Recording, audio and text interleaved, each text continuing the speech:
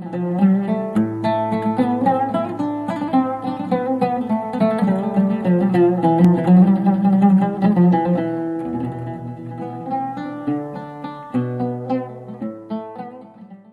خدای بەخشندەی میهرەبان، سەلام و میهرەبانی خوداتان لەبێ ئازیزان و خۆشەویستانی کەناڵی ئاسمانی پێم لە هەر جێگایەکەن. سپاسی خوا دەکەین کە دەرفەت و تەمەن و ماوەیدان. ئەم جارەش لە هەڵقەشتری تازەی بەرنامەی بەفار با خزمەتی ئەوەی ئەزیز و خۆشەویست شاد بینەوە. خۆشەویستان، تەوەری ئەم جاری ئەڵقەی بەرنامەی بەفەر تایبەت دەکەین بە قورئانی پیرۆز کە گەورەترین موعجزەی پێغەمبەری پێشەوایە صلی الله عليه وسلم. ئەو قورئانی کە تەحەدای هەموو جیهانیانی کردووە و دەشیکا تاکو ڕۆژی دوایی بەوەی کە فەئتوا بسوورەة ئەو بمثله ئەو بآیەة، هەتاکو ڕۆژی دوایش هەمووی لاڵن بەرامبەر ئەم قورئانە. ئەو قورئانی کە خدای گەورە بە میهرەبانی خۆی فەرمێ ئینا نحن نزلنا الذکر وإنا له لحافظون. هەتاکو ڕۆژی قیامەتیش هیچ کەسێک ناتوانێت شان بدا لە شانی ئەو قورئانە، تەنانەت فەتحەیەک کەسڕەیەک ضەمەیەکیش دەستکاری لەو قورئانە بکە. ئێمە دەمانەوێت زیاتر لە قورئانی پیرۆزە ورد بینەوە، گەورەی ئەو قورئانە لەکوێدایە، ئەو قورئانە چۆن هاتووە، کاریگەری قورئان، هیجرەتکردن لە قورئان، لە ڕووی ئیعجازی قورئانەوە. سەرگەلێکی تر لە خزمەتی مامۆستایشی ئەزیز و خۆشەویستی شاری هەولێر ڕێزدار مامۆستا کۆچەر باپیر. سەلامی خوای گەورە لەسەر بێ مامۆستا جان، زۆر بەخێر بێ. وعلیکم السلام ورحمة الله وبركاته. ئاشتی پەروەردگار لە ئێوەی بەڕێز و لە بیسەر و بینەری بەڕێزتان لە هەر شوێن و جێگایەکە هەن. بە فەهم و تێڕوانینی بەڕێستانەوە زیاتر قورئانی پیرۆزمان پێ ئاشنا بکەن. بسم الله الرحمن الرحيم. الحمد لله رب العالمين، والصلاة والسلام على خير خلقه محمد وعلى آله وأصحابه أجمعين. سرتا سپاس بۆ ئەو دەرفەتە بۆ ئەوەی بێکەوە چەند سپێک لە خزمەتی گەورەی قورئانی پیرۆزدا بکەین. بێگومان قسەکردن لەسەر قورئانی پیرۆز لەوە گەورەترە کە بچووکێکی وەکو ئێمەمانان بتوانێت حەقی تەواوی خۆی پێ بدا. بەڵام ئەوە بۆ گەورەکردنی خۆمانە لە خزمەت قورئانی پیرۆز. بەر لەوەی بسمە سەرباسەکە لەبەر ئەوەی بەرنامەی بەڕێستان بە ناوی بەرنامەی بەفەڕە و ئەڵقەی ئەم جارەش لەسەر قورئانی پیرۆز و وردبوونەوە و تێڕامان لە ئاەتەکانی پەروەردگارە، پێم خۆشە خاڵێک بوروژێنم. خوای پەروەردگار دوو کتێبی بۆ ئێمە ناردووە، کتێبێکی بینراو کە ئەو گردونەیە، کتێبێکی خوێندراو کە ئەو قورئانیە لە بەردەستی هەر تاچێک لە مسلماناندا هەیە. جا خوای پەروەردگار کە دوو عالەمی هەیە، عالەمی خەڵق و عالەمی ئەمر، دەفەرمێ ئەلا لەه الخەڵق والئەمر. وشەی تەبارەک، وشەی فەڕ، وشەی پیت، وشەی بەرەکەت لە قورئانی پیرۆز خوای پەروەردگار بۆ هەردووکیان بەکاری هێناوە. ئەوە شەر هاوتا لەگەڵ ناونیشانی بەرنامەکەی جەنابتان کە بەرنامەی بەفەڕە. خوای پەروەردگار دەفەرمێت تەبارەکە الذی نەزەل الفورقان على عبده ليكون للعالمین نەذیرا. خوای پەروەردگار بۆ عالەمی ئەمر کە قورئانی پیرۆزە وشەی تەبارەک و پیت و فەڕی بەکارهێناوە، و بۆ عالەمی خەلق خوای پەروەردگار دەفەرمێت تەبارەکە الذی بیەده الملک وهو على كل شيء قدیر. جا هیچ چ فەڕێک هەیە، چ پیتێک هەیە، چ بەرەکەتێک هەیە فەڕدارتر، پیتدارتر، بەرەکەتدارتر لە قورئانی پیرۆز. قورئانی پیرۆز ئەو قەڵا ئاسمانیەیە لەسەر ڕووی زەوی کە قەڵایەکی هێندە تۆکمە و قایم و بەهێزە، هیچ کەسێک هیچ شتێک ناتوانێت کەلێنی لێ دروست بکاتن و بچووکترین درزی لەو قەڵایە دروست بکاتن و گومانگەلێک لەسەر ئەو قەڵایە دروست بکاتن. بەڕادەیەک هەموو شتێک شەش لای هەیە. قورئان هەر شەش لایەکەی درەخشانە، هەر شەش لایەکەی نورینە، هەر شەش لایەکەی چرایە و تیشکدەرە. گەر تەماشای خوارەوەی قورئان بکەین، خوارەوەی قورئان وەستاوە لەسەر ستوونی بەڵگەکان. سەرەوەی قورئانیش نەخشێنراوە بە مۆری ئیعجاز. پێشەوەی قورئان دیاریەکانی بەختەوەری هەردوو جیهانن. پشتەوەی قورئان پشت بەستووە بە بەڵگەکانی سروشت کە هێندە زۆرن ریزیان بە دوای یەکتردا بەستاوە. لای ڕاستی قورئان تەصدیقکردنی بەڵگەکانی ژیرین، لای چەپی قورئان بریتیە لە ملکەچی و ئارامی دڵ و دەروون. بۆیە هەر شەژلاکەی قورئان کەوا درەخشان و نورین و چرایەکی تیشک دەرن، بێگومان ناواخنەکەشی چڕوپڕی نور و درەوشاوەیە. کەواتە مرۆڤ بەرامبەر بە قورئان هیچ ڕێگایەکی نییە جگە لە تەسلیمون بە قورئان، هیچ ڕێگایەکی نییە جگە لە ئەوەی چۆک دابدا بەرامبەر بە قورئانی پیرۆز. چەندە پێویستە بەوەی ئێمە ئەو قورآانە بناسین کە کەلامی ڕب العالەمینە جگە لە قورآن هەمووی هەر مەخلوقە ئەمە چەندە بیناسین زیاتر تێقوڵ دەبینەوە. بێگومان حەقی قورآن لەسەر ئومەت لەسەر مسلمانان تاکە تاکەیان زۆر زۆرە لەبەرەوەی قورآن ئەمانەتیشی هێندە گەورەیە پێویستی بەهێز و توانا و ویست و وزەیەکی ئیمانی هێندە تۆکمە و پتەوە بە شێوەیەک و بەڕادەیەک توانای هەڵگرتنی ئەو قورآنەی هەبێتن. قورآن سەرەتا فێربوونی خوێندنەوەی قورآن زۆر گرینگە دوا بە دوای ئەوە لەبەرکردنی قورآن لەو گرینگترە لە دوای ئەوە بێگومان هەموو ئەو گرنگیانە ئەوەی دواوەی پەیوەستە بە ئەوەی پێشەوەی دوای فێربوونی خوێندنەوەی ئینجا لەبەرکردنی ئینجا دەنگخۆشی زۆر گرنگە لە قورآندا بەڵام هەموو ئەو سیانە نابێت لەسەر حیسابی بیرکردنەوە و تەدەبڕ و تەفەکوور بێ لە قورآنی پیرۆز لەوەش گرنگتر کارپێکردنی قورآنە. ئەمڕۆ لە عالەمی ئیسلامیدا دەبینین لێرە و لەوێ دوور و نزیک بە هەموو شێوازێک مسلمانان خەڵکی دەستگاکانی ڕاگەیاندن لە خزمەتی ئەوەداین پێشبڕچێ بکەین بزانین کامەمان دەنگمان خۆشترە لە قورآن خوێندندا کە ئەوە خۆی لە خۆی دەشتێکی زۆر گرنگە و زۆریش باشە پێشبڕچێ ئەوەمانە کامەمان زیاتر و زووتر قورآن لەبەر دەکەین کە شتێکی زۆر گرنگە و زۆریش باشە بەڵام نابێ ئەوانە لەسەر حیسابی بیرکردنەوە و وردبوونەوە و تێڕامان بێ لە ئاەتەکانی خۆی پەروەردگار یعنی خوێندنەوەی بەس نییە بۆی ئێمە لە خزمەتی قورآندا بین بێگومان ئاەتەکانی خۆی پەروەردگار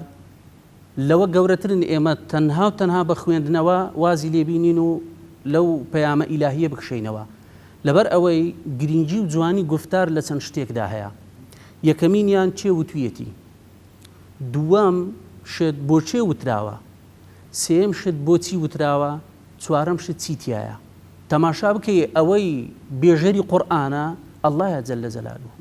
خالیق و دروستکار و ئافرێنەری مەخلوقاتە ئەوەی بۆی وتراوە پێغەمبەری خوایە عەلەیهی ئەسسەلات وەسسەلام ئەوەی بۆی هاتووە و چی تێدا هاتووە پەیڕۆ و پرۆگرامی ژیانی ئادەمیزادا لە نێوان هەموو مەخلوقاتی خوای پەروەردگار بەڕێزترینیان مرۆڤەکانن بەڕێزترین و ئەشرەفی هەموو مرۆڤەکان پێغەمبەری خوای عەلەیهی سەڵات وەسەلام لەگەڵ ئەوەشدا خالیق و دروستکار و ئافرێنەری هەموو ئەوانە ئاەتەکانی قورئانی فەرمووە کەواتە لە ئاست و لە پلەیەکدایە لەوە گەورەتری ئێمە تەنها و تەنها بە خوێندنەوەی قورئان بە لەبەرکردنی قورئان بە ممارەسەکردنی دەنگخۆشیمان لە خوێندنەوەی قورئان ئیکتیفا بکەین بە حەقی قورئان. یعنی دەتوانین ئێمە مرۆڤ ئەو ڕێزبەندی وەرەگرین بۆی کە قورئان کەلامی خوایە دواترش گەورەی فریشتەکان کە جوبریلە عەلەیهی سەڵات وەسەلام قورئانی هێناوەتە خوار بۆ سەر گەورەترین مەخلوقی سەرزەوی کە محەممەد المستەفایە صلی الله علیه وسلم ئێمەش ئەگەر هات و ئاوێتە بووین لەگەڵ ئەو قورئانە هەمان ئەو پلەیە وەردەگرین بۆی کە بتینە ڕێزی و کەسانێک کە بەڕێز و ڕێزدار دەبن بە قورئان. پێغەمبەری خوا عەلەیهی سەڵات وەسەلام دەفەرمێ ئەهل القورئان هم ئەهل الله وخاصته گەورەترین پلە و ڕێز و شکۆیەک بۆ مرۆڤ بەهۆی ئەو قورئانەوەیە ئەوەی هاوڵی قورئانە ئەوەی خەڵکی قورئانن ئەوەی ئەهلی قورئانن ئەوانە ئەهلی خوان لەوە گەورەتر ڕێزێکی تر نییە لەوە گەورەتر پلیکانیەشی تر نییە و پەیژەیەشی تر نییە پێوە سەرکەوی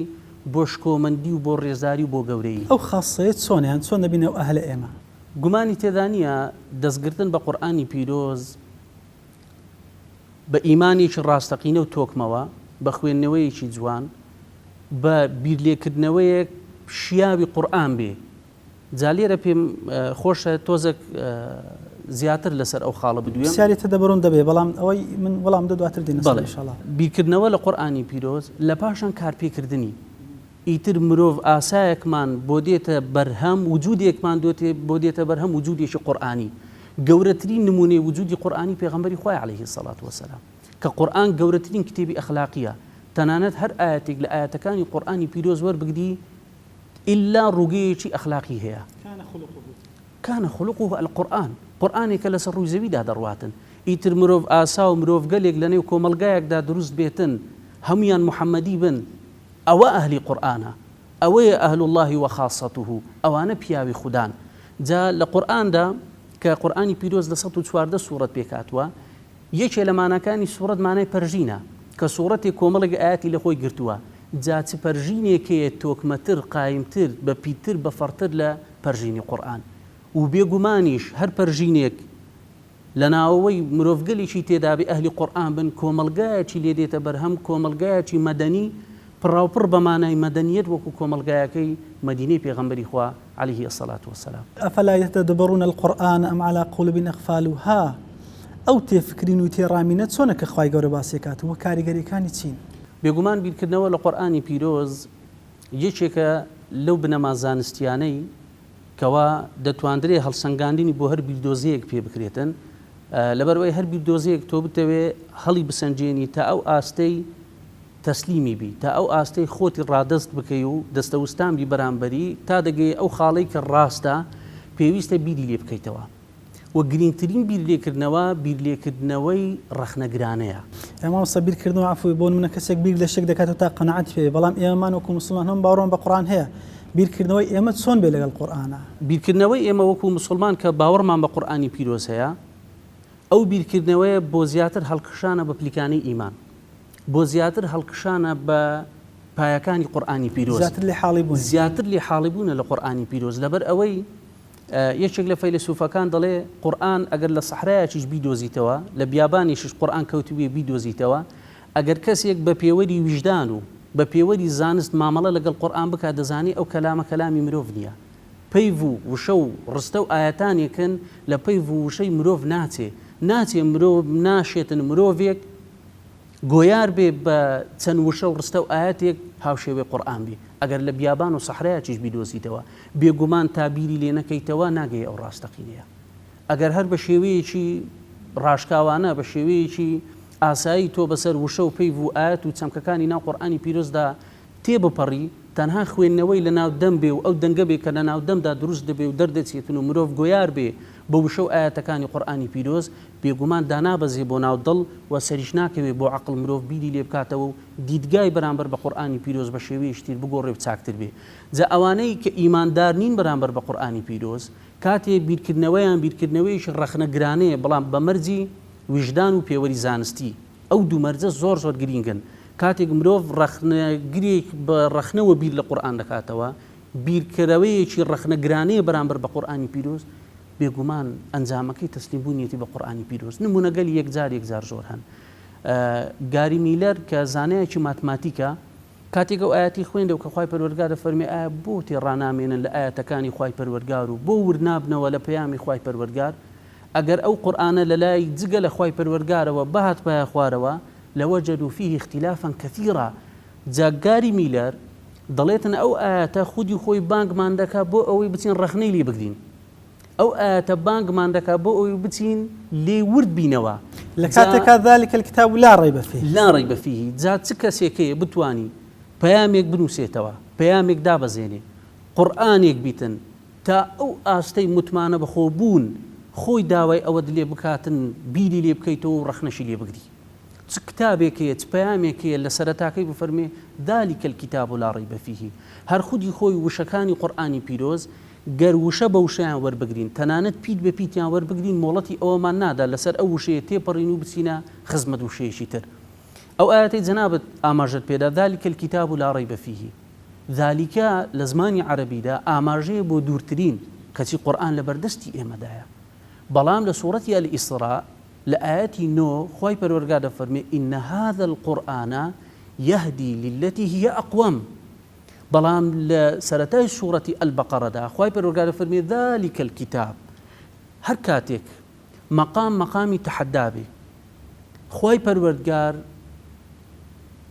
ئاماژەی دوورترینی بۆ قورئان کردووە دەفەرمێ ذلك الكتاب لەبەرەوە ئەو قورئانە زۆر دوورە لەوەی مرۆڤ بیری لێ بکاتەوە ڕەخنەیەکی تێدا بدۆزێتەوە زۆر دوورە لەوەی مرۆڤ بیری لێ بکاتەوە هەڵەیەکی تێدا بدۆزێتەوە بەڵام کاتێک دەفەرمێ إن هذا القرآن يهدي للتي هي أقوم نزیکترینی بۆ بەکارهێناوە ئەوە تا لەبەردەستایە مادام وشەی قورئانیشی بەکارهێناوە بۆ خوێندنەوەیە کەواتە دەبێت لە نزیکەوە بێت و خوێندنەوە لە نزیکەوە دەکرێتن و بۆ ئیماندارانیشە کاتێک باسی هیدایەت و سوود و کەڵک لێ وەرگرتنە خوای پەروەردگار بە نزیک باسی کردووە کاتێک مەقامی تەحەدایە خوای پەروەردگار بە دوور باسی کردووە جاچ تەحەدایە قورئانێک بێ تەحەداکەی تا ئەو پڕ ڕۆشتووە تەنانەت تەحەداکەی ئەوەندە بێمنەتی تێدایە سنوورەکانی تەحەدای بەزاندووە خوای پەروەردگار سەرەتا تەحەدا دەکا بە هێنانی هاوشێوەی قورئان ئەگەر ناچەند سوورەتێک لە قورئان ئەگەر ناچەند ئاەتێک لە قورئان لەگەڵ ئەوەشدا خوای پەروەردگار مۆڵەتی دان بچن پشتیوانی بێنن نەک تەنها لە نێو مرۆڤەکاندا تەنانەت مرۆڤ و ئەجینەکان بەیەکەوە کۆبنەوە من دونی الله هەرچی شتە هەرچی کەسە بێنن لە شوێنێکە کۆی بکەنەوە جگە لە خوای پەروەردگار لەگەڵ ئەوەشدا تەحەداکە زیاتر بەرە و بێمنەتی چوو خوای پەروەردگار کەرەستەی سەنعەتەکەی خستە بەردەستیان ئەلیف لام میم ئەلیف لام ڕا نون قاف صاد کاف ها یا عین صاد خوای پەروەردگار هەموو کەرەستەی سەنعەتەکەی خستە بەردەستیان کە لەوانە پێکاتون کە لەوانە پێکاتوە لە هەموو ئەوانە زیاتر تەحەداکە سنووری تەحەدا و بێمنەتی بەزان خوای پەروەردگار فەرمی سووەڕی مفتەڕەیات فەرمووی شتانێک بێنن تەنها لە ڕەوانبێژیدا هاوشێوە و هاوتای قورئان بێ با ئەو شتە دەم هەڵبەستیش بێ کەچی ئەوان نەیاری قورئان دوو ڕێگایان لە بەردەمدا بوو ڕێگایەکی کورت ڕێگایەکی ئاسان لەگەڵ ڕێگایەکی درێژی سەخت و دژوار ڕێگا کورت و ئاسانەکە بریتی بوو لەوەی هاوشێوە قورئان بێنن چەند سوورەتێک بێنن وەکو قورئان کەرەستەی سەنعەتەکەشیان خرایە بەردەستی تەنانەت ئەگەر دەم هەڵبەستیش بێ بۆ مەرجەی لە ڕەوانبێژیدا هاوشان و هاوتای قورئان بێتن کەچی ئەو ڕێگا کورتیان نەگرتە بەر لە ناچاری ڕێگا درێژ و سەخت و دژوارەکەیان گرتە بەر کە ڕێگای جەنگ و کوشتار و شیر و تیر و ڕم بوو ئەویش هەر لە ناچاری بوو هەردوو ڕێگاکەیان کە گرتە بەر ڕێگای یەکەمیان نەگرتە بەر لە ناچاری ڕێگای دووەمیان گرتە بەر لە ناچاری چونکە ڕێگایەکی تریان نەبوو بەرامبەر بە قورئانی پیرۆز کەواتە ئێستا لەوە بۆمان دەردەکەوێت کە قورئان مەیدانی عەقڵ و لۆژیک و مەنطقە قورئان مەیدانی پیت و قەڵەم و سەتر و نووسین و دێڕە بەڵام لەو مەیدانەدا نەیاری قورئان شکستی خوارد بە ناچاری لە بەرامبەردا ڕێگا درێژ و سەخت و دژوارەکەی جەنگ و کوشتاری گرتەبەر دیسان بە ناچاری کات ئێستا بۆمان ڕوون دەبێتەوە بەرامبەر بە قورئان چێتی دۆرستە بەرامبەر بە قورئان چێ توندڕەوە بەرامبەر بە قورئان چێ توند ئاژۆیە بەرامبەر بە قورئان کامن ئەو گروپانەی کەوا زیاتر شەیدا و تینووی شەڕ و جەنگ و کوشتار و خوێنن لەلایەتیشی تریشەوە پشتیان کردووە لە هێنانەوەی چەند وشە و نووسینێک بۆ مەرجەی هاوشان و هاوتای قورئان بێ لە ڕەوانبێژیدا کە نەیانتوانن ئەو تەحەدایە تاکو ڕۆژی دوایی هەر بەردەوام دەبێت بێگومان هەر بۆ ئەهلی قورئان بێگومان تەحەدای خوای پەروەردگار بەهێنانی هاوشێوەی قورئان تەحەدایەکە بەردەوامی هەیە تا ئێستا و تا ڕۆژی دوایی و ئەو تەحەدایەش پچڕانی بۆ نییە لە بەرامبەردا نەیاری قورئان پاساوی زۆر زۆرە پاساو بەبێ پسانەوە دەهێننەوە بەڵام تاکەی پاساوەکانیان پساون پاساوەکەیان ناپەڕێتەوە بۆ پاساوی لەسەر ئەساسی زانستی نین هیچی گومانی تێدا نیە لەبەرەوەی کە قورئان دابەزی نەیاری قورئانی چوان بە شعر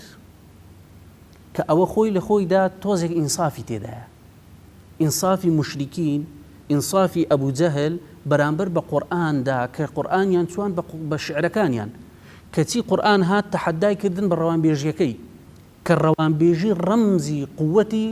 عەرەبەکانی قوڕەیش بوو ڕەمزی قووەتیان بوو شعریش بەرزترین و چڵەپۆپەی ڕەمزی ئەو قووەتەیان بوو تەنانەت شعری هەندێک لە شاعیرەکانیان کە بە زێر نووسرا بوو و بە دیواری کەعبە هەڵواسرا بوو نهاتن قورئان بە شتێکی هەڵیت و پەڵیت و ئەفسانە و خەڵەفاو لێکی بدەنەوە بە شتێکیان چوان کە خودی خۆیان بە زێڕیان نووسی بوو بە دیواری کەعبەیان هەڵواسی بوو کە شعری شاعیرانێک بوو بە دیێڕێک لە شعری ئەو شاعیرانە جەنگ بەرپا دەبوو بە دیێڕێک لە شعری ئەو شاعیرانە ئاشتی بەرقەرار دەبوو لەبەر ئەوە شتێکی تریان نەدیت بوو کاریگەرتر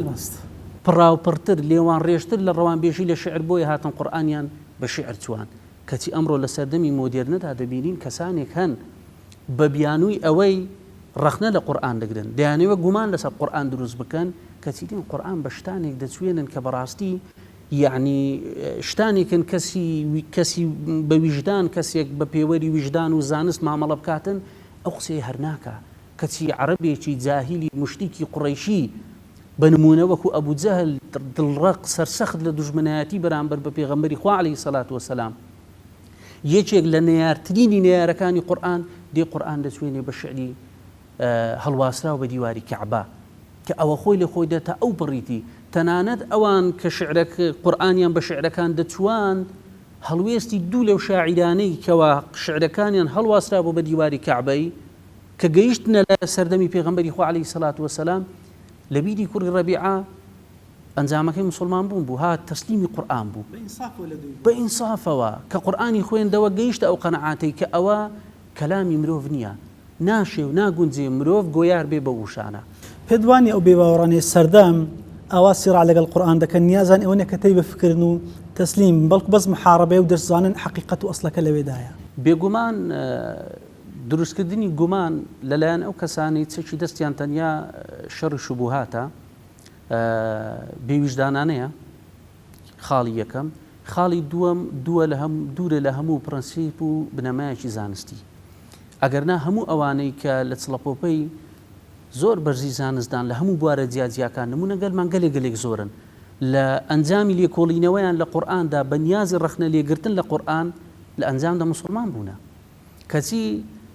لە بۆ نمونە قورئان 6236 ئاەتە. یەک ئاەتی قورئان دەبێتە هۆکاری ئەوەی کەوا کەسێک لە چڵەپۆپەی زانست و زانیاری دابێ. لە بۆ نمونە ئەو کەسە هەڵگری خەڵاتی نۆبڵە لە یەکێک لە زانستەکان لە بوارەکانی زانست بە یەک ئاەت دەست لە کوشندەترین نەخۆشی ئیمانی دێنێتن کە کوفر و شیرکە. لە بەرامبەردا کەسێکی دووڕوو، کەسێکی ناخنەخۆش، ئەو کەسەی بە بێویژدانانە و نازانستیانە و نالۆجیکیانە بەرامبەر بە قورئان مامەڵە دەکا 6236 ئاەت شیفای دڵی نادەن، لەبەرەوەی ئەو بە شێوەیەک هاتووە لێکۆڵینەوە لە قورئان دەکا بە بێویژدانی دوور لە بنەما زانستیەکان. لا سوري الحشر خواهي قرأ فرمي لو أنزلنا هذا القرآن على جبل لرأيته خاشعا متصدعا من خشية الله. تياو تشوكان بورقي وتندي وقيمي خويانا وبرقي قرآن نقرن كقرآن جبو سر مروفكان نازل بو لقد زنا إما باسما لباسي مروفكانا سوان أويكا قرآن كاريگري لسر شاخو تياكان هبه ضلي مروفكان أوان درق بك بيو كاريگر نبن هو كارتيا ئەو چیا و شاخ و چێوە سەختانە ئەو تاشە بەردەڕقانە ئەگەر هەمان ئەو ڕۆح و ویژدان و دڵی مرۆڤیان هەبایە بێگومان بەرگی قورئانیان نەدەگرت. بێگومان ئەو قورئانە ورد و خاشی دەکردن. مرۆڤەکان بۆ ئەوەی بکەونە بەرکاریگەری قورئان پێویستە خۆیان بۆ قورئان یەکلایکەنەوە. خۆ یەکلایکردنەوە بۆ قورئان مەرجی کارتێکردنی قورئانە لە دڵ و دەرونی هەر تاکێکی مرۆڤایەتی. ئێمە پێویستە وجودێک بین توانای هەڵگرتن و وەرگرتنی قورئانمان هەبێ، چونکە وەرگرتن شتێکە لە قورئان، هەڵگرتن شتێکی ترە. ژیان و مردن لەسەر قورئان دوو شتن لێک جیاوازن. ژیانکردن لەگەڵ قورئان زەحمەتترە لە مردن لەسەر قورئان. ئەو چێوە سەختە، ئەو تاشە بەردەڕقا کاتی قورئانی بەسەردا بەزێ ئەگەر هەمان ئەو دڵ و ویژدان و وەشیاری مرۆڤی هەبێتن بەرگەی ناگرێ ورد و خاش دەبێ. کەچی دەبینین مرۆڤێکی قورئان کاری لێ ناکا، قورئان ئاماژەی ئەوەشی بۆ داوین دەفەرمێ دڵ و دەرونیان وهیە کەالحیجارەتی ئەو ئەشەد قەسوە، وەکو بەردوانە یان ڕەقتریش لە بەرد. ئێمە پێویستە ئەو دڵی خۆمان بۆ قورئان یەکلای بکەینەوە. سیر کە تۆ لە فەتحی مەککەدا کە مسلمانان چوونە ناو شاری مەککە، هیند بە ئەبوو سوفیانی گوت پێم باشە شورایەک بە دەوری شاردا دروستکەن بۆ ئەوەی محەممەد عەلەیهی سەڵات وەسەلام هاوڵانی نەتوانن بێنە ناو شاری مەککە. ئەبوو سوفیان قسەیەکی کرد بەڕاستی ئەو قسەیە زۆر گرینگە کە کڕۆکی باسەکەیە. ئەبوو سوفیان پێی گوت محەممەد عەلەیهی سەڵات وەسەلام توانیوێتی دیواری دڵەکان ببڕێ، تۆ شودای چی بە دەوری شاردا دروست دەکەی؟ کەچی ئێمە ئەوەندە شورا بە دەوری دڵماندا هەیە، شورا لە دوای شورا، ئەوەندە سەخت، ئەوەندە ڕق، ئەوەندە بەردین، ئەوەندە دژوار، بە شێوەیەک ناکەوینە بەر کاریگەری قورئان. ئەوە قورئان لە کاریگەری دروستکردنی خۆی ناکەوێ. ئەوە ئێمەین پێویستە خۆمان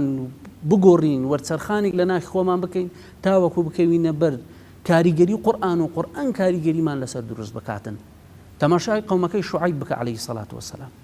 کاتێک شوعیب پەیامەکانی خوای پەروەردگاری بە قەومەکەی ڕادەگەیاند، قەومەکەی دەیانگوت قالوا یا شوعیب ما نفقه كثيرا مما تقول. دەیانگوت ئەی شوعیب ئێمە لە زۆربەی ئەوانەی تۆ باسی دەکەین هیچی لێ تێناگەین. یخۆ شوعیب بە زمانی ئەوان قسەی دەکرد. ئەی بۆ ئەوان لێ تێنەدەگەیشتن؟ ئەوان دڵیان پشتی کردبوو لە شوعیب. تۆ دوو موگناتیس بێنە، دوو جەمسەریان هەیە، بە شێوەیەک لە یەکتریان نزیک بکەوە بە یەکەوە دەنووسێن، بە شێوەیەشتر پێچەوانیان بکەوە لە یەکتر دوور دەکەونەوە. کەواتە ئەوە ئێمەین پێویستە جەمسەری خۆمان لەگەڵ قورئان ڕێکخین بە شێوەیەک کە من کێشمان بکاتن. قورئان سروشتی خۆی کە من کێشکەرە دڵەکان بەرەو لای خۆی کە من کێش دەکا و ڕادەکێشێ، بەڵام ئەوە ئێمەین پێویستە جەمسەری خۆمان بدۆزینەوە بە شێوەیەک لەسەر ئاستی ڕاکێشان بین بەرەو لای قورئان نەوەک دوورکەوتنەوە. ئەو بربەستانە چین بۆ نمونە لە کاتێکە بەڵگەکانی عەقڵی و بەڵگەکانی نەقڵی هەمووی ڕوونن، یعنی چیەوە دەکاتن کەوە بربەستانێک دروست بن ببێتە هۆی ئەوەی کە بەرەو قورئان نەڕۆنیان تەفاهمیتیانەکەن. خوای پەروەردگار بە پێغەمبەری نازدار عەلەیهی السەڵات وەسەلام دەفەرمێ کاتێک تۆ قورئانیان بەسەردا دەخوێنیتەوە ئەوانەی بێباوەڕن بە ڕۆژی دوایی ئەوانە کۆمەڵێک پەردانێک لە نێوان تۆ ئەواندا هەیە خوای پەروەردگار ناوی لێ ناون حیجابە مەستوورە، پەردانێکی نادیار. ئەو پەردە نادیارانە زۆرن، دەشێ ئەو پەردە نادیارە خۆ بە گەورەزانین بێ، دەشێ ئەو پەردە نادیارە ستەم بێ، دەشێ ئەو پەردە نادیارە جەهل و نەزانین بێ، دەشێ ئەو پەردە نادیارە بێویژدانی بێ، دەشێ ئەو پەردە نادیارە پیلانێکی گڵاو بێ بە پلانێکی تۆکمە دانرا بێ بۆ ئەوەی دژایەتی و نەیاری قورئانی پێ بکرێن، کورسی و دەسەڵات بێ. گومانی تێدانە ئەوانە هەموو پەردەی نادیارن، هەموو پەردەی نادیارن بۆ کافری قوڕەیش مشریکانی قوڕەیش کاتی قورئانیان بۆ دابەزی جگە لەوەی قورئان لە ناویان بوو پێغەمبەریش لە ناویان بوو عەلەیهی سەڵات وەسەلام. ئەی چ بربەستێکی نادیار لە نێوان پێغەمبەر و ئەواندا هەبووتانە چەند هەموو ئەو بربەستانە بریتی بوون لە خۆ بە گەورەزانین کیبر، بریتی بوون لە حقد، لە ڕقایەتی بەرامبەر بە خوای پەروەردگار، بەرامبەر بە دینی خوا، بەرامبەر بە پێغەمبەری خوا عەلەیهی سەڵات وەسەلام، لە هەمووشیان گەورەتر ستەم ڕێگر بوو لە بەردەم کەسێکی وەکو ئەبوو جەهل بچێتن ئیمان بێنی و چۆکدا بدا. ئەجینا ئەوەی ئەبوو جەهل لە قورئان تێدەگەی زۆر زیاتر بوو لەوەی کەسانیشتر لێرە و لەوێ لە دوور و نزیک بەرامبەر بە قورئان بێهێڵنجدانەوە شت دەنووسن، بەڕشانەوە قسە دەکەن و گۆیارن بەرامبەر بە قورئانی پیرۆز. هەموو ئەوانە پەردەی نادیارن، ئەجینا بەڵگەکان ڕوونن بەڵام گرفتە دەرونیەکان بربەستن. بۆ نمونە ئێستا سەلمێنراوە بە زانست تەنانەت ئیلحاد نەبوونی باوەڕ بە هیچ پەرستراوێک گرفتێکی دەرونیە، شتێک نییە لەسەر ئەساسێکی عیلمی و مەنتقی دامەزراویتن. لەبەروێ هەرچی زانستە، هەرچی مەنتقا، هەرچی شتەکە پێی بگوترێ زانست و عیلم لەگەڵ قورئان و پەیامی خوا هاوتایە. ئەوانە بەڵگانێک و ئەوانە پەردانێکی نادیارن کەسەکان دروستیان کردووە کە بەهۆیەوە لە قورئانی پیرۆز دوور کەوتونەتەوە. لەبەر ئەوە هەر کاتێک چەمکێکی زانستیت بینی لەگەڵ قورئانی پیرۆز هاوڕانە بوو بزانە یا ئەو چەمکە زانستی نییە یا تێگەیشتن و ڕوانین و دیدگای من و تۆ بۆ قورئان دیدگایەکی ڕاست و دروست نییە. هەر کاتێک چەمکێکی ئەخلاقیت بینی لەگەڵ چەمکێکی وحی پەروەردگار یەکانگیر نەبوو بزانە یا چەمکەکە ئەخلاقی نییە یا دیدگای من و تۆ و لێکدانەوە و بیرکردنەوە و تێڕوانینی من و تۆ بەرامبەر بەو ئاەتە بەو چەمکە قورئانیە چەمکێکی دروست نییە. حکمت لەوە چییە مامۆسای بەڕێز؟ مەسەلەن هێندێک وشە، هێندێک ئاەت، هێندێک چیرۆک، هێندێک قسە و بەسەر هەد لە قورئانە دووبارن لە سوورەتەکانی قورئانە. بێگومان و زۆر بە ڕاشکاویش دێڵێم هیچ وشەیەک لە قورئانی پیرۆز دووبارە نییە،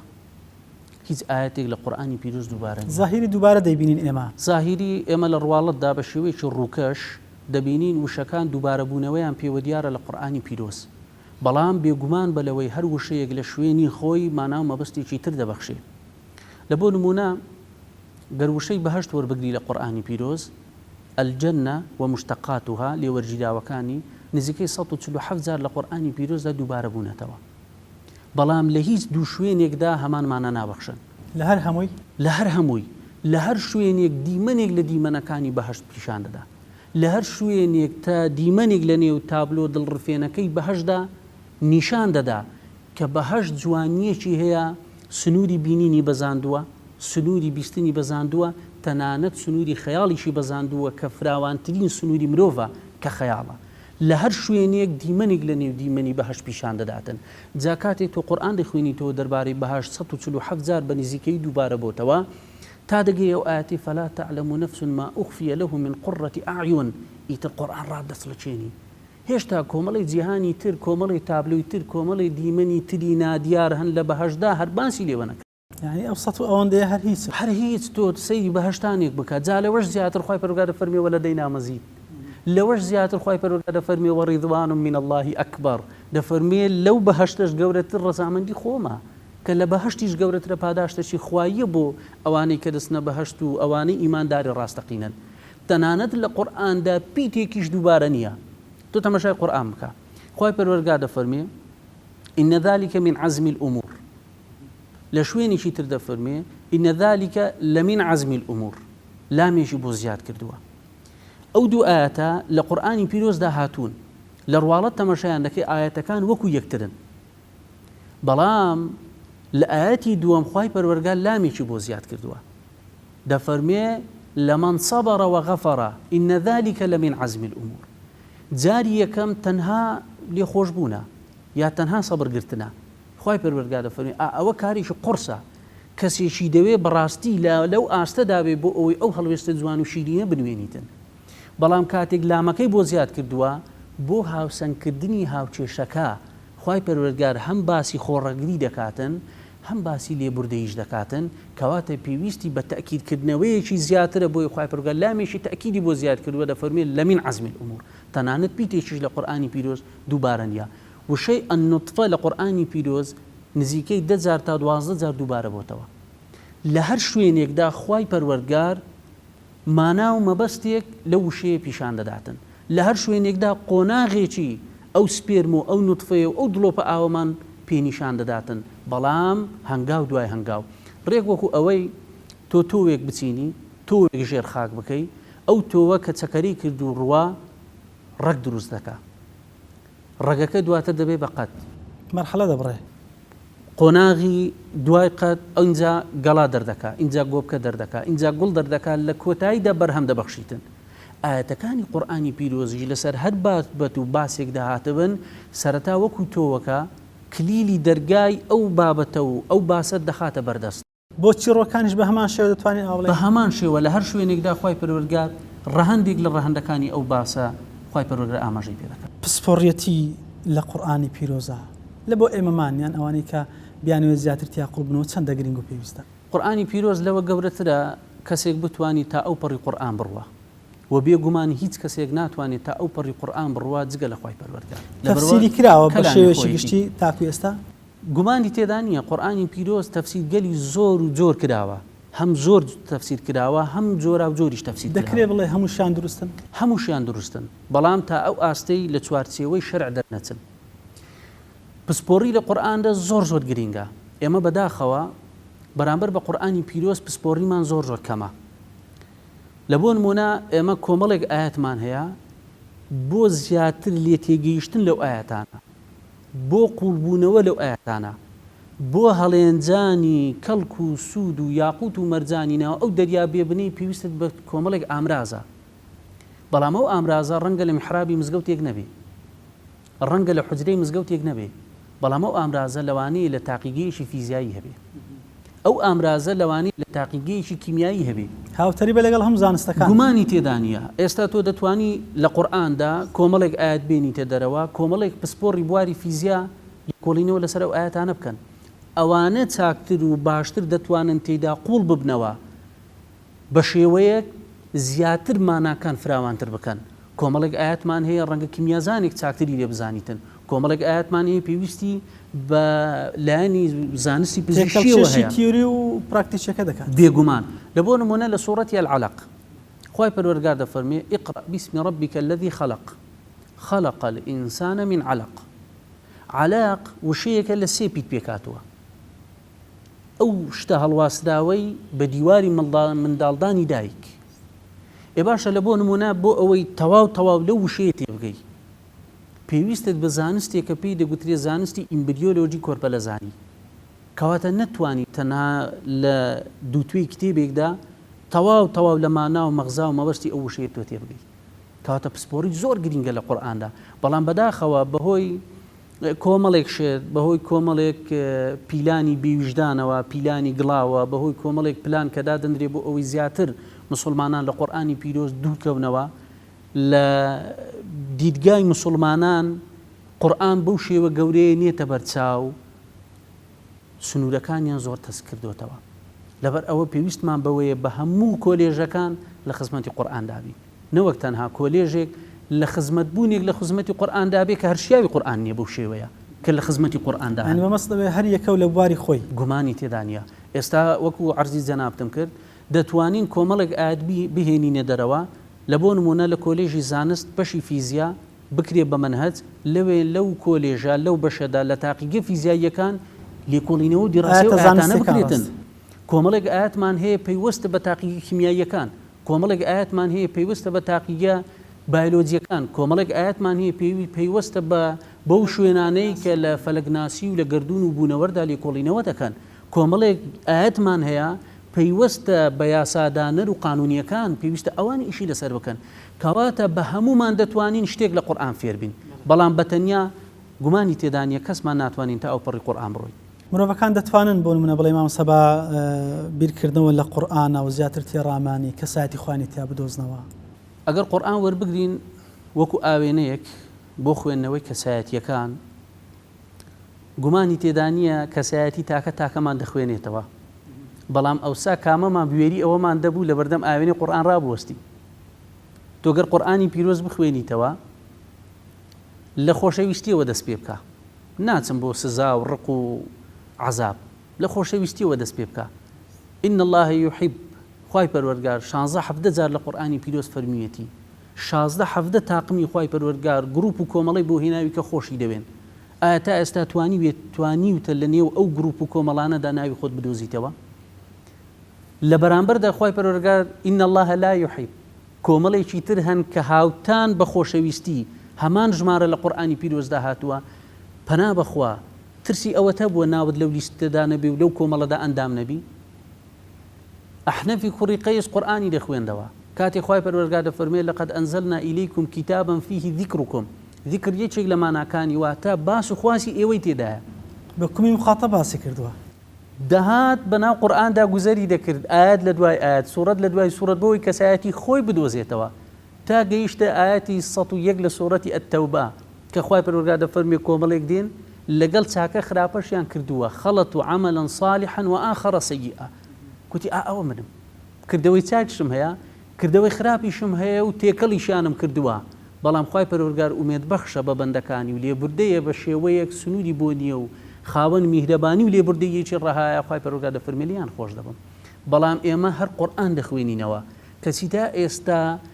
قورئان خوێنێکی تێپەڕ نین، تێپەڕ بین لە خوێندنەوە بەرەو بیرێکردنەوەی، لەبەر ئەوە نەمانتوانیوە خۆمان تیا بدۆزینەوە، چونکە تا ئێستا خۆمان نەخستۆتە بەرتیشی قورئان تاوەکو قورئان ئێمە بخوێنێتەوە. باشە ئەمە هەر خەریکی ئەوەن قورئان بخوێنینەوە، بەڵام بە شێوەیەکی تێنەپەڕ بچین بۆ بیرلێکردنەوەی، لەبەر ئەوە خۆمان نەخستۆتە بەرتیشتی قورئان بۆ ئەوی قورئان بمان خوێنێتەوە کەسایەتیمان دیاری بکە. وقال الرسول يا رب إن قوم اتخذوا هذا القرآن مهجورا. ئەوانەی کە هیجرەت دەکەن لە قورئان ئاخەوانن کە یان ئەوتە نایخوێنەوە یان تێنافکرێن یان ئەوتە کردداری پێ ناکەن، چێن ئەوانە؟ گرنگترین ئەرک بەرامبەر بە کورتبی لەبەرەوەی ماوەکەمان، بەڵێ گرنگترین ئەرک بەرامبەر بە قورئانی پیرۆز کارپێکردنی قورئانە، سەنجی مەحەک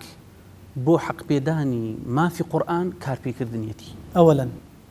بەڵام لە پێش ئەو بیرلێکردنەوەیەتی،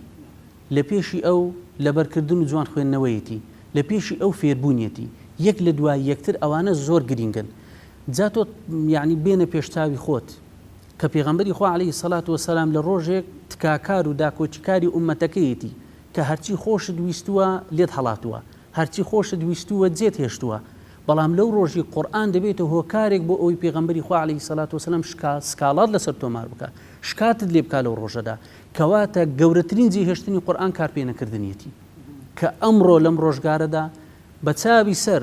هیجرەتی قورئان دەبینین کەوا چۆن ئومەت پشتی لە قورئانی پیرۆز کردووە. ئێمە لە قورئانە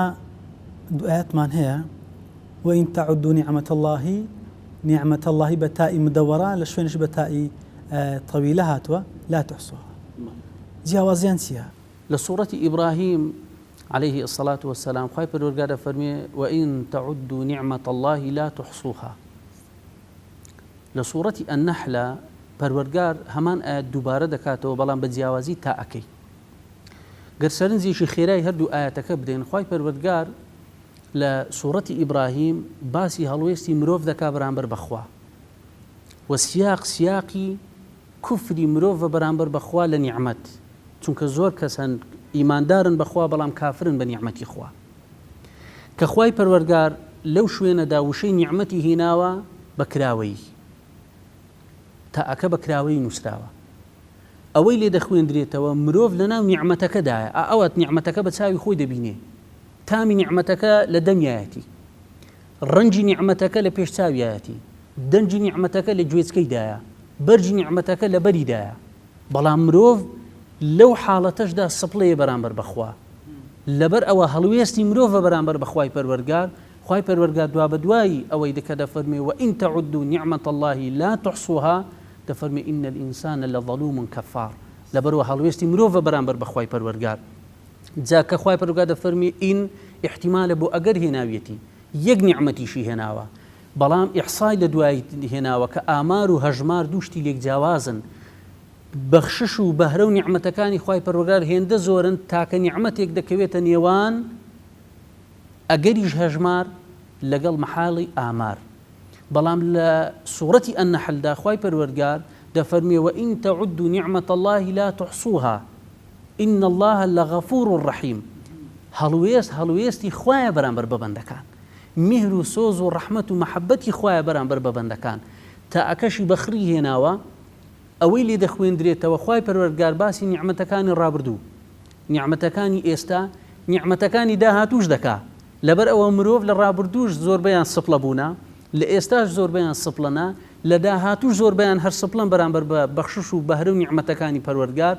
لەبەر ئەوەش هەڵوێست و مەقام هەڵوێستی سۆزی خوایە بەرامبەر بەبەندەکان دەفەرمێ خوای پەروەردگار زۆر لێبوردەی میهرەبانە جا تەنانەت پیتەکانی قورئانی پیرۆسیش ڕوویەک لە ڕووەکانی ئیعجاز پێشکەش دەکەن بە مرۆڤ بەڵام گرنگ ئەوەیە تۆ تێبینی جوانی بکەی جوانی لە هەموو شتێکدا نمایان دەبێ و دەدرەوشێتەوە بەڵام گرنگ ئەوەی بتوانی تێبینی جوانی بکەی و لێبورد بیەوە کۆتا پسارم لە خزمەتی جەنابی مامۆستا ئێمەمان ئەمڕۆ زۆر سەرقاڵین زۆر شەکەتین زۆر ماندین بەو دنیاوە زۆر مەشغوڵین چۆن بچینەوە ئامێزی قورئان بۆ ئەوەی هەم چێژی ڕۆحی چێژێکی ئیمانی هەم ئاشبوونەوەمان لەگەڵ خاوەنی قورئان کە خدایە سبحانه وتعالى نوێنەرەکەی محەممەد المستەفای صلی الله عليه وسلم دەست لەم لانەکەین بۆی هەم ژیان بۆ خۆمان بجێڕینەوە هەمیش ئاسوودە بین لێرە و دوا ڕۆژشمان مساگرکەین هۆکاری سەرەکی ئەوەی کە لە قورئان دوور کەوتونێتەوە و تام و چێژ لە قورئان نابینین ناچەژین ئەوەندەی جەستەین ئەوەندە ڕۆح نین لەبەر ئەوە پێویستمان بە بێدەنگکردنی جەستە هەیە لە پێناو بەدەنگکێنانی ڕۆح هەمومان کاتێک برسیمان دەبێ مەیلی خواردنمان بۆ دروست دەبێ کاتێک تینومان دەبێ مەیلی ئاو خواردنەوەمان بۆ دروست دەبێتن لەگەڵ ئەوەشدا مرۆڤ کاتێک جگەرە دەچێشی ئەو نیکۆتینی تایەتی بەهۆی هەڵمژینەوە ئاوێتە دەبێت لەگەڵ خانەکانی مێشک ئەو خانانە لەسەر چێژوەرگرتن ڕادەهێنن و ئالوودەی دەکەن بەڵام لەبەروەی چێژەکەی کاتیەک دوای تەواوبوونی جارێکی تر داوای ئەو چێژە دەکا ئەگەر تا ئێستا نەمانتوانیوە چێژێک لە قورئان وەربگرین بۆ ئەوەی جارێکی تر داوای ئەو چێژە بکەینەوە کەواتە زۆر زۆر بێوەفاین بەرامبەر بە قورئانی پیرۆز و خاوەنی قورئان یان نەمان چەشتووە بە شێوەیەک هەڵکشابێ بۆ سەرەوە و داکشابێ بۆ خوارەوە بۆ ناو دڵ بۆ ناو عەقڵ و مێشکمان تێدا گوناحبار نین کە ڕوونەچوونە لە قورئانە گومانی تێدا نییە لەبەر ئەوە ئێمە ئەگەر هەر تاشێک لە کۆمەلگا وەربگری لە مسلمانان لیستێکی بدەینە بەردەستی بڵێن کۆمەڵێک تاوانمان لە بۆ بنووسە کۆمەڵێک ئەو تاوانانەمان لە بۆ دەنووسن کە گەورە و بچووکن بەڵام کەس بە خەیاڵی دانایە تاوانێک بنووسی تاوانی بیر نەکردنەوە کە لە قورئانی پیرۆزدا خوای پەروەردگار زۆر جەختی لەسەر بیرکردنەوە و تێڕامان و وردبوونەوە کردووە لە عالەمی خەڵق و ئەمردا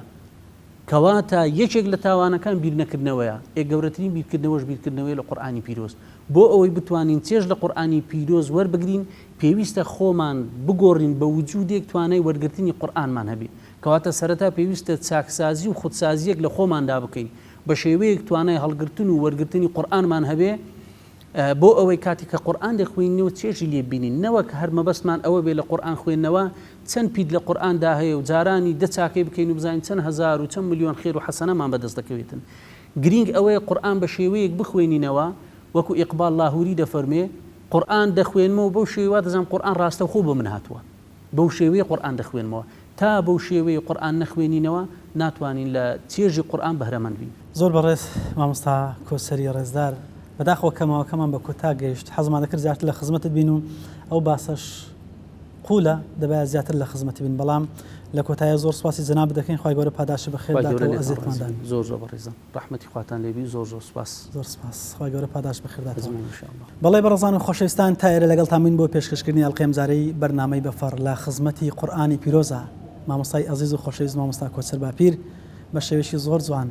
توانی باسی خواسەشی گەرمگوڕ وە قوڵ لە قورئانی پیرۆزە بۆ ماڕوون کاتەوە خی گەورە قورآن بکاتە بەهاری دڵەکانمان ڕۆژانە لە خزمەتی بین و بتوانین کاری پێ بکەین و خی گەورەش حکمەکەی بژێڕێتەوە نێو خاک و وڵاتی مسلمانان. تاکو دیدار بەخوای گەورەن سپاردن. السلام علیکم ورحمة الله وبركاته.